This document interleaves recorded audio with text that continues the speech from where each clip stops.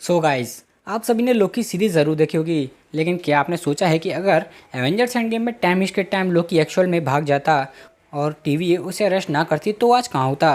MCU इस तरह के कुछ हैवी क्वेश्चन से भरा पड़ा है और अब लोकी सीरीज देखने के बाद तो ये प्रेडिक्ट करना और भी ज़्यादा मुश्किल है। अपनी पहली मूवी थॉर में लोकी एक जेलस भाई था जो किसी तरह थॉर को हराकर असगर्ड का अगला राजा बनना चाहता था।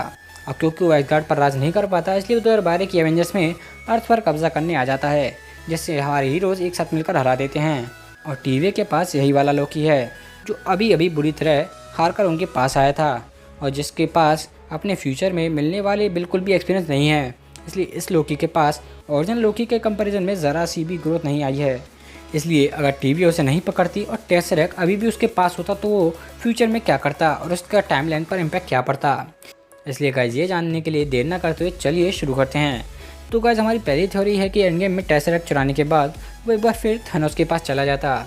एवेंजर्स में लोकी को माइंड स्टोन उधार देने के बाद भी हमें ये याद रखना चाहिए कि चितौरी की आर्मी थेनोस की थी जो उसने लोकी को न्यूयॉर्क जीतने के लिए दी थी।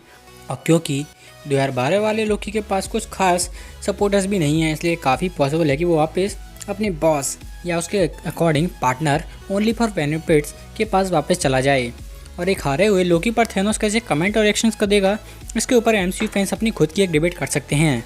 और इन्फिनिटी सागा देखने के बाद हम ये तो कह सकते हैं कि थेनोस लोकी का फूलों से स्वागत नहीं करेगा, क्योंकि हर बार नेबुला के हारने पर वो उसका एक पार्ट निकालकर उसे मैकेनिकल पार्ट से चेंज कर देता था। तो इससे हम अंदाज़ा तो लगा सकते हैं कि लोकी का स्वागत तो नहीं होने वाला है। सो गाइस, हमारी अगली थ्योरी है कि वो एक बेहतर विलन बन पाता। तो गाइस, जैसा मैंने बताया कि वो थेनोस के पास लौट सकता है और थेनोस के पास लौटने और अब जीतने का प्रेशर उसे और डार्कर साइड में ले जा सकता है। और हो सकता है इस बार वो थेनोस के आधी दुनिया के मिशन और बैलेंस वाली आइडियोलॉजी में फंसता जाए, क्योंकि हमें नहीं पता कि एवेंजर्स में लोकी को थेनोस का सपोर्ट कैसे मिलता है। हो सकता है थेनोस ने उसे खुद अप्रोच किया हो या लोकी उसे खुद इम्प्रेस करना चाहता हो या उसका डबल बेनिफिट वाला मेथड हो सकता है। और ये देखते हो कि लोकी थेनोस के साथ बहुत कम टाइम के लिए रहता है, फिर भी थेनोस उसमें पहले से ज़्यादा वायलेंस को जगा सकता है।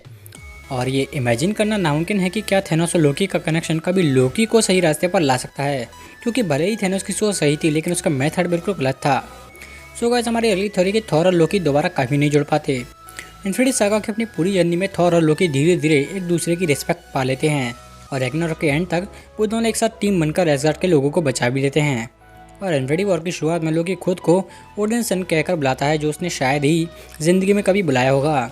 जिसके बाद वो थॉर और एसगार्डियंस को बचाने के लिए थेनोस को मारने की कोशिश भी करता है, जो कहीं ना कहीं उसके अकॉर्डिंग भी बेकार थी। जिसके बाद एमसीयू का एक सबसे हॉरिफाइंग सीन आता है जिसमें थेनोस लोकी को मार देता है।